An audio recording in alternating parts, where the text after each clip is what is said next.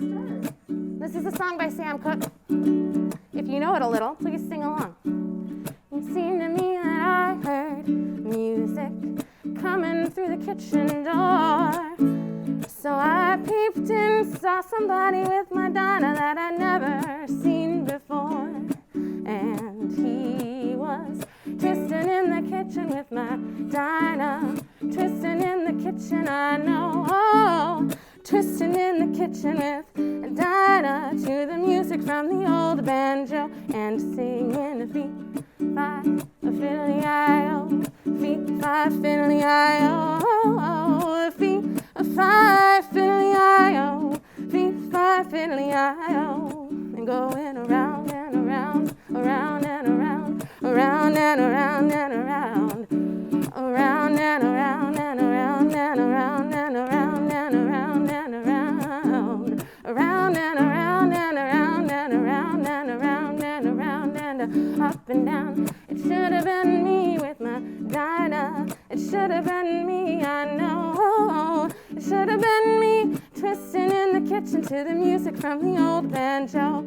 And he was twisting in the kitchen with my Dinah.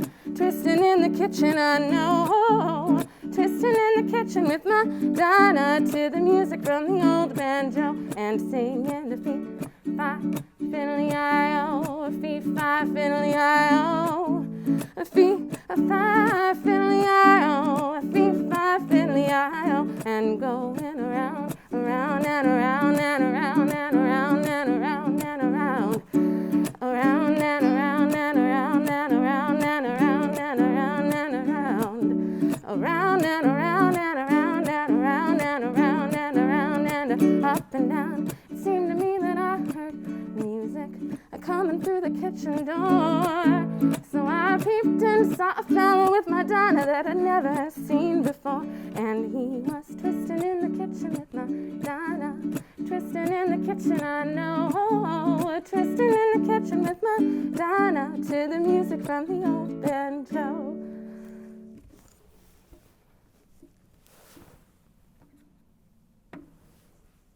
Thank you so much for sharing that song with me today. I have a lovely story to share with you today. It's called This is the Rope, a story from the Great Migration by Jacqueline Woodson.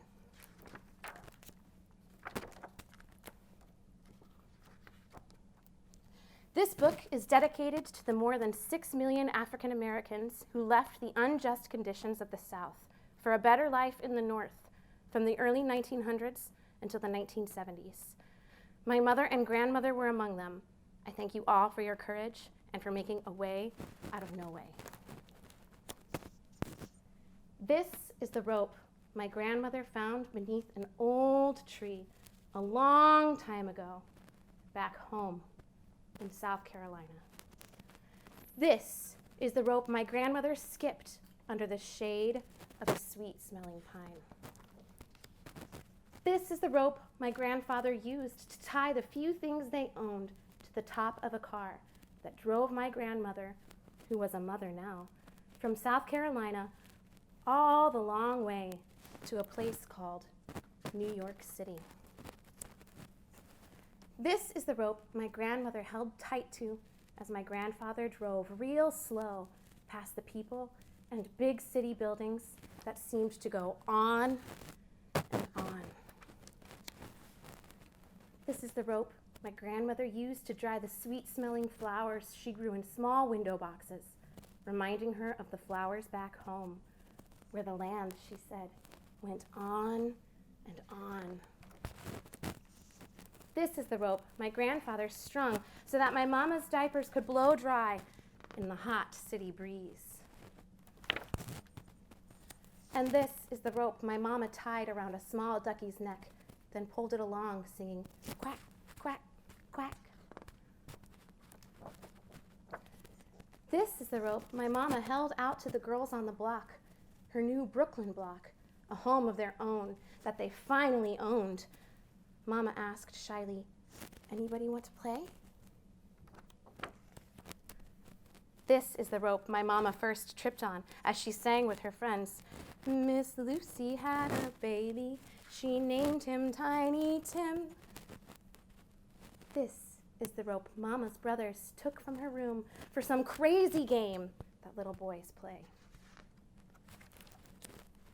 This is the rope my mama found again 10 years later when my grandfather said, "We need a bit of rope to tie these things down inside this here car, like that rope we used to have from back home."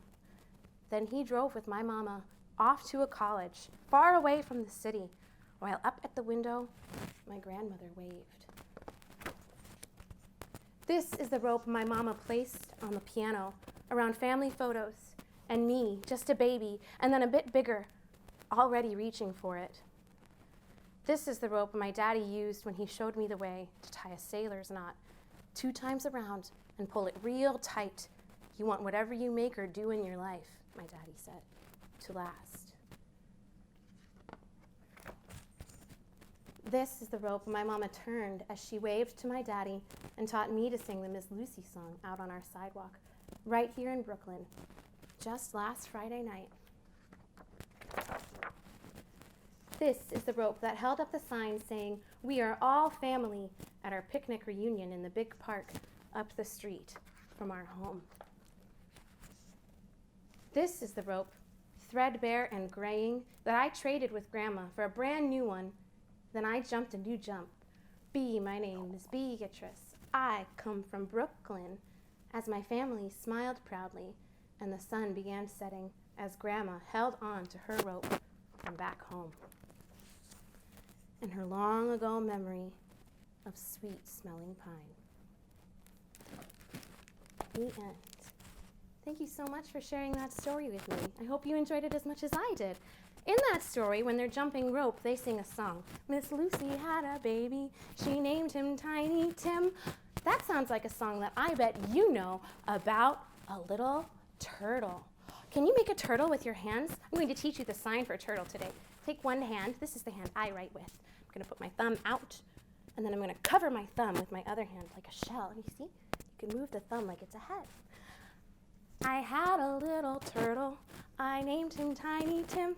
I put him in the bathtub to see if he could swim. He drank up all the water. He ate up all the soap. And now he's sick in bed with a bubble in his throat. Good job. One more time. Let's make a little turtle. I had a little turtle. His name was Tiny Tim. I put him in the bathtub to see if he could swim. He drank up all the water. He ate up all the soap. And now he's sick in bed with a bubble in his throat. Thank you so much for sharing that song with me and joining me today here at the Iowa City Public Library for a mini story time. I hope you have a great day.